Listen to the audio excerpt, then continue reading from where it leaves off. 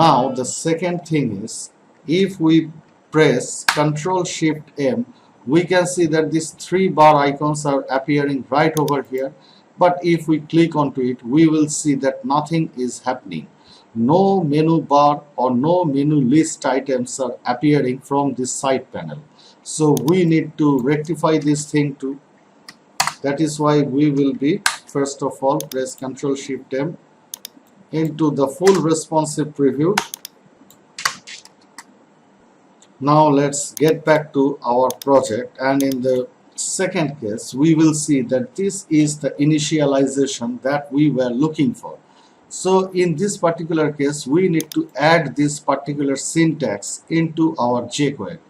So we will be copying it, we will be getting back to our project, index.html, and here in the same place where we have initialized so far other things, those we have other components, those we have used into our project, we will be looking for, this is the function that is practically reading all of your jQuery components into your project. Those are needed, those are practically being initialized into under this particular statement.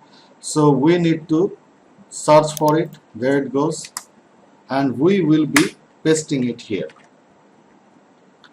So we have pasted it over here. Press Ctrl S, get back to your project and reload. Now press Ctrl Shift M, there goes the icon which is needed over here. Have a reload. Now click on it and you can see that everything is right in order. The side panel, it is right now working, and we can see that it is now appearing. So everything is working in this particular case. If we change this preview from here, if we reverse, and if we now reverse, we can see that the exact same thing will be working for under this particular preview too. So it is now practically working without any hesitation. We may change this dimension into 768 pixels, and if we now press it here, we will see that the exact same thing is appearing. So it is working under each and every preview, and there's absolutely no problem with it. Press Ctrl Shift M and get back to the desktop preview that we were wishing. So we have successfully implemented them, and in the next case, if we want to change the menu items into the proposed thing that we were practically wanting to create, so first of all, change all of these elements.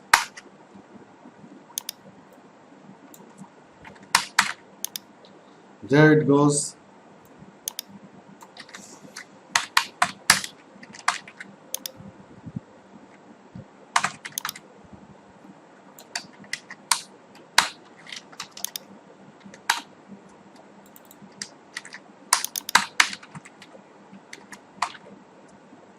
In the same manner, we have to make all those changes into our side panel. Those will be revealed under low resolution devices. So we need to change them over here too.